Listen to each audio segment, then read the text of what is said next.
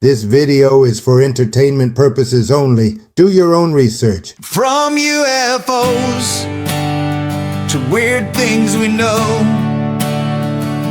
it's time for that paranormal, strange, phenomenal show. Biometric wars, a prison planet run by the man. It's time for the Tinfoil Canadian. Take off your hose. Hello, fellow tinfoilers, and welcome to episode 6. Today we are going to talk about a theory that has sparked some recent debate and controversy. Some people believe that we are not currently at the peak of human civilization. Many think that the elite, or those in charge, have reset humanity's progression to maintain power and control over us. Today we talk about what some believe was a vast, technologically advanced civilization. Today we look into Tartaria and the Great Mud Flood. What if the old world wasn't built by modern civilization, but discovered by it? There's a theory that when the modern era began, people didn't construct many of the grand buildings we see. They found them, already standing, already finished. Early photographs show massive stone cities, wide streets, and monumental architecture, but very few people. Supporters of the theory point to the railroads. They argue the transcontinental railway wasn't carved from untouched land, but dug out. Old images show rail beds being excavated, tracks exposed, not freshly laid. According to the theory, early settlers didn't fully understand the technology they inherited. They knew trains could move, they knew the tracks worked, but they didn't yet know how to power them. So in some cases, they pulled trains with horses, not as a novelty, but as a workaround. The same idea is applied to the buildings. Capitals, courthouses, cathedrals, structures far too advanced for small frontier populations using basic tools. The theory suggests these were remnants of a previous global civilization, one often referred to as Tartaria, a culture with advanced infrastructure that disappeared after a major reset, a flood, catastrophe, or collapse. Those who came later didn't build the old world. They moved into it, repaired it, and repurposed it. Mainstream history says these cities were built rapidly through innovation and labor, and that may explain some of it, but the theory asks one final question. Why does the technology appear first, and the people come later? Because if the old world was inherited, then modern civilization didn't rise from nothing. It rose on the ruins of a forgotten world. What if the greatest empire in human history is the one we were forced to forget? Maps from the 1600s, 1700s, and even the 1800s show a massive nation stretching across Eurasia, called Tartaria. Yet today, history books say it never existed. Architectural blueprints from Paris, St. Petersburg, Chicago, and Tokyo show the same impossible building style created long before modern cranes, concrete, or electricity. Grand domes, star-shaped cities visible only from the sky, copper spires and antenna-like towers designed to pull power from the atmosphere, a worldwide electrical grid without wires. And then, suddenly, it's all gone. In the late 1800s, firestorms swept through dozens of major cities at the same time. San Francisco, Chicago, Toronto, Boston. A global disaster with no clear cause. Followed immediately by world fairs, where hundreds of advanced buildings were constructed in just months, then mysteriously demolished right after. Almost like they weren't building new wonders, but displaying the last ruins of an old world before wiping it clean.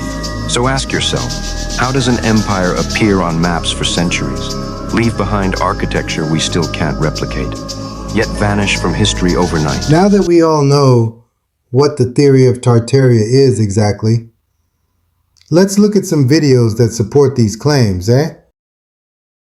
They told us ancient cities were built with primitive tools.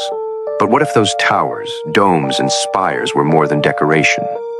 Across the world, from Russia to India to the Americas, we see the same impossible architecture, massive towers, metallic domes, copper finials pointed toward the sky, every one of them designed like antennas. Historians say they were just aesthetic. But look closer. Each tower sits at the perfect geometric point. forming what some call the hidden solar grid, a global network that once transmitted power wirelessly. The same principle Nikola Tesla tried to recreate his Wardenclyffe Tower could draw energy straight from the Earth. Exactly what these ancient structures seemed built to do, centuries before electricity was ever discovered. And then suddenly, in the 1800s, it all disappeared. Fires, wars, world fairs. Cities rebuilt overnight. The towers dismantled. Their copper domes melted down. Their designs erased from textbooks. But some of these towers are still standing. Their blueprints hidden in archives labeled obsolete. If you trace their coordinates, they align perfectly with Earth's magnetic field. Coincidence? Or evidence of a world that once harnessed free energy, a world we were never meant to remember? Maybe the Great Reset wasn't just about power. Maybe it was about control. Because if energy was free, then so were we. That's why they hide the true answer to this question. Have you ever looked at a star fort from above? Not a map, but a drone shot. They're perfectly symmetrical, like giant snowflakes made of stone and brick. Exactly. There are thousands of them. From Italy to Japan, even in the middle of the US. They tell us they were defensive forts built in the 1600s to deflect cannonballs. Cannonballs? That makes zero sense. If you're defending a city, you don't spend 20 years building a perfect geometric fractal. You build a wall. So what are they? Look at the patterns. They match somatic frequencies. When you vibrate sand on a metal plate, it forms those exact star shapes. These aren't forts, they're resonators. Resonators for what? Atmospheric energy. Most of them are built near water, aquifers, or rivers. They were designed to pull energy from the ionosphere and distribute it. But they have cannons. Look at the photos from the 1800s. The cannons are tiny, misplaced, or added later. We found these structures and repurposed them as forts because we couldn't figure out how to turn the power back on. We call it the Great Reset. Someone turned off the grid, and we've been living in the dark ever since. Shout outs to the Pod Daddy on why some believe that we are victims of a world that has never allowed mankind to unlock their true potential. Do you believe in the reset of the late 1800s? You may ask, who would want that for humanity? Perhaps these next clips will answer that question and more. But before we go on, please hit the like and subscribe button. It really helps a small channel to grow. In 1863, the Rothschild banking family published an internal memo. It wasn't meant for public distribution. The document surfaced in a private archive sale in 2011, part of an estate collection that had been sealed for over a century. The memo was addressed to branch managers across their European banking network. And when I first read what it said, I understood why it had been kept hidden for so long. Because powerful people, the people who control money and markets and governments, they work very hard to make sure certain ideas never reach you. Ideas about how society used to function. Ideas about alternatives to the system we live under now. Ideas that would make you question whether the way things are is the way things have to be. This memo was one of those ideas. And what it revealed wasn't just about banking strategy. It was about the deliberate destruction of an entire economic system. A system that had worked for centuries. A system that built the greatest architectural achievements in human history. A system that kept people housed and fed and purposeful without creating the poverty and debt we accept as normal today.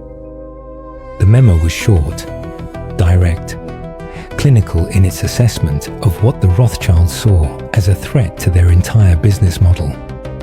The guild system represents an existential threat to fractional reserve banking. That's how it started. Communities operating under guild provision demonstrate immunity to debt-based capital control. Traditional banking mechanisms failed to penetrate guild-organized economies. Then came the directive. Recommend aggressive displacement through industrialization mandates and monetary requirement legislation. Priority highest. Timeline immediate implementation across all operational territories. Read that again slowly. They weren't describing a competitor bank. They weren't talking about a rival financial system. They were identifying entire communities that didn't need banks at all. Communities that functioned perfectly well without debt, without interest payments, without the financial mechanisms that made the Rothschild family the most powerful banking dynasty in the world. And their solution wasn't to offer better services. It was to destroy those communities. Aggressively, immediately, everywhere they had influence. I started tracing what happened next. The period between 1865 and 1900, just 35 years. And what I found was systematic, coordinated, continent-wide dismantling of every economic structure that didn't require banking. Laws were passed across Europe requiring all wages to be paid in national currency. No exceptions allowed. Barter became criminalized in major cities. Alternative exchange systems were reclassified as tax evasion. Guilds were dissolved by government mandate. Their properties were seized. Their records were burned. Their members were forced into factory work where they would receive monetary wages that could be taxed, controlled, and most importantly, deposited in banks. And as the guilds disappeared, something else happened. Something no economic historian wants to discuss openly. Productivity dropped. Building quality declined catastrophically. The incredible craftsmanship that defined the 17 and 1800s became impossible to replicate. As if the banking system that replaced the guilds couldn't produce what guilds had created without using money at all. This isn't just about Tartaria, though Tartaria perfected this system on a scale we can barely comprehend today. This is about what humanity lost when we replaced an economy based on contribution with an economy based on debt. And it's about why the people who control money never ever want you to remember that alternatives existed.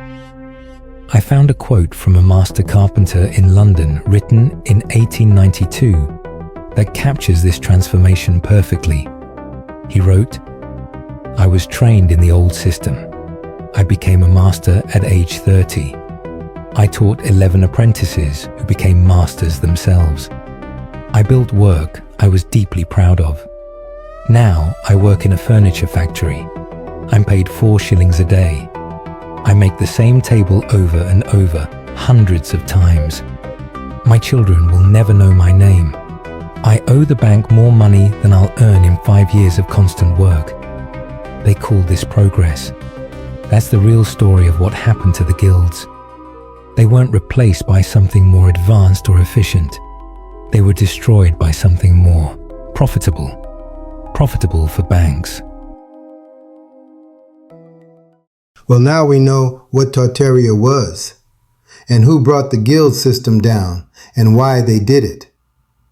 Now let's take a look on how they pulled it off. Do you think the bankers have destroyed a past that was thriving through the guilds that use free energy?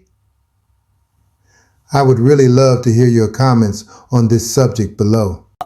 Now, we know they have sun simulators, right? We have the patents for them on TommyTruthful.com. Go up in the search bar, type in sun simulator, and you'll see exactly what I'm talking about. They can melt whole cities with these sun simulators, guys. Sounds exactly like what was happening back during these resets, during the mud floods, and these alleged polar shifts. More likely, it's some type of an ancient weapon system. They tell us it was just a cannon. But was there directed energy weapons, like Archimedes' mirror, that history intentionally left out? Just look at this example in the modern day. A lens focusing the beams of the sun on stone.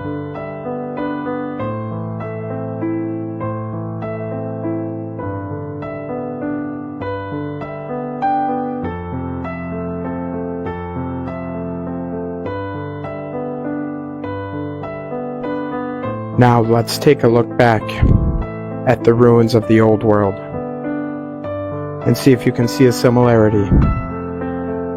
The melting and burning and reforming of stone. Or like my previous videos, stone in complete rubble, yet trees and utility poles untouched. Looks like mini scenes from the old world. What really truly lays buried amongst all that sand?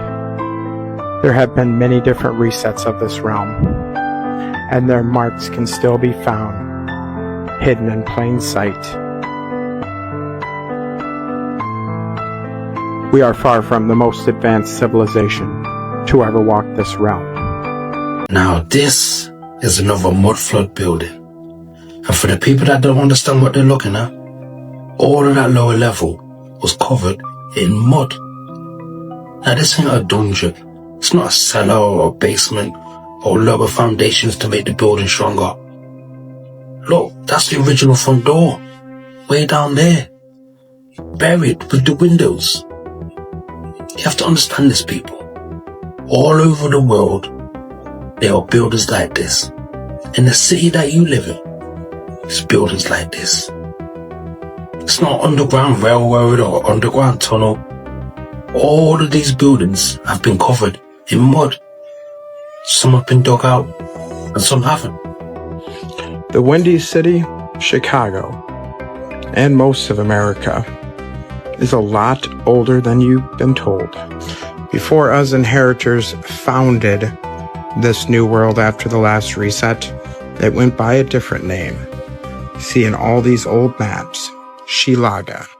Going as far back as the 15th century, you'll see where Chicago used to be, Shilaga. Like I said, America is a lot older than you've been told. It's mapped from 1492, not just predominantly showing Shilaga, but also many other cities. Castles and towns represented all up and down the new lands, long before America was a thing. Now, what was really the purpose behind all these great fires, all in the 1800s around the same time? Great fires that spare trees here, but yet completely demolish stone and brick structures. Was all about the destruction of the old world, the destruction of Shilaga.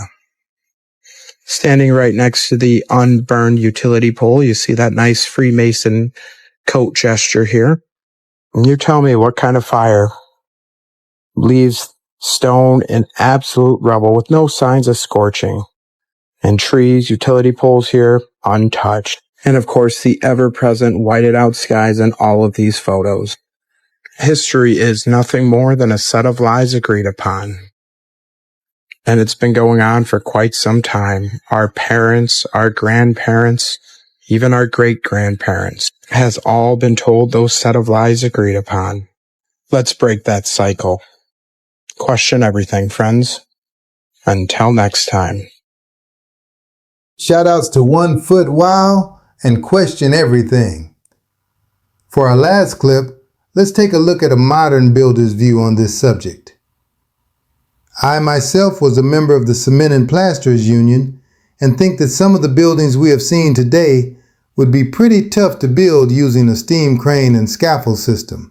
I'm a builder, and whenever I talk about these Tartarian buildings, my wife has to remind me to bring up the logistics. Talk about just how impossible it is to move stones of these size, especially without power tools. With little more than horse and buggy technology, they constructed all this, we're told. And yet, as a builder, I just have to call bullshit. All my fellow builders who have built anything also call bullshit. This is our repertoire. This is what we have to work with. Awesome diamond tip tools with infinite power. We can go to Home Depot and buy custom cut lumber of whatever we want. And we don't do much better than this. Like, sorry guys, this would pass inspection in most counties. And it really doesn't make sense that our buildings are so shitty when the old ones were so magnificent. You can say craftsmanship and pride and hard work, but I don't think so. This is a stone fucking palace, guys. And I'm sorry, this is not good enough proof that you built it. What is that motherfucker doing right there? No way we caught this fella working on this building. It's so dumb. Rather, I think that little fella built it as much as here's this artist built this one right here. This is all fake history. And I think the biggest truth they're trying to hide from us is that we're post-apocalyptic. We were more advanced once upon a time, and this is not, in fact, the high watermark. We are squatting in structures we did not build. Obviously, none of our structures look like this anymore. They look like dog shit. And it's no offense, again, as a builder, I'm not trying to shit on anyone. But just case in point, here is the Elks Temple in Tacoma, Washington. It has the same hanging fruit basket motif as the Capitol building. And this is just where the men of Tacoma get together and talk about their civil duties, right? A wealthy boys club of all the best men in town. And this is what they built. But this is what they built in Olympia. They weren't able to found one here. They had to build it themselves. And it's an absolute testament to the mediocrity of our current age. What's the good explanation for the fall off in quality? Here's a Mason temple, magnificent, Romanesque to the nine. Again, a shitty little sign outside, but look at the fucking size of this thing. And then juxtaposed to this modern Mason lodge that went up in the 80s, right? The other one went up in the 20s. This one went up in the 80s. That's only 60 years, guys. And that timeline should terrify everyone. This is the brewery. It shut down in the 20s. It's been here, abandoned ever since. God, I want to move in there yesterday. Renovate it, make it a hotel, make it something sick. But no, the city of Olympia or somebody owns it. They founded it. So you realize we're hemmed in by paper tigers. You come out of the bushes at any moment and throw you in prison for something you definitely did. But like, we're all just doing what they are doing. We founded these buildings the same as them. And so I take great comfort in how recent all the bullshit is. I know that we're on top of centuries of bullshit, but all of these narratives aren't actually that old. 1907 is what I keep going back to. That's like my rock. Most of the psyops come from 1907. Of course, they are piggybacked by much older psyops, but I think the past is supposed to be exhausting. It's supposed to be not remembered well and like kind of like, man, I'm really glad we're done with the past and we can move on to the future. But I'm the complete opposite. I want to know what has happened here. Who controls the present now controls the past, and who controls the past controls the future. They absolutely have a stranglehold on all of our past lives. That's some bullshit, and I think it's time for it to be done. The lies are comical, and it still baffles me they have never been scrutinized before. But as they say, no time like the present. What a gift to be alive today. Well, that is all the time we have for today, fellow tinfoilers. Join us next week as we look at the topic of unlocking the human potential. Is it possible that we have undiscovered abilities locked inside of ourselves? Can humans actually have superpowers? Is thought alone able to affect the physical world? All this and more on the next episode of the Tinfoil Canadian. Until then, stay warm and be nice to your neighbor, eh?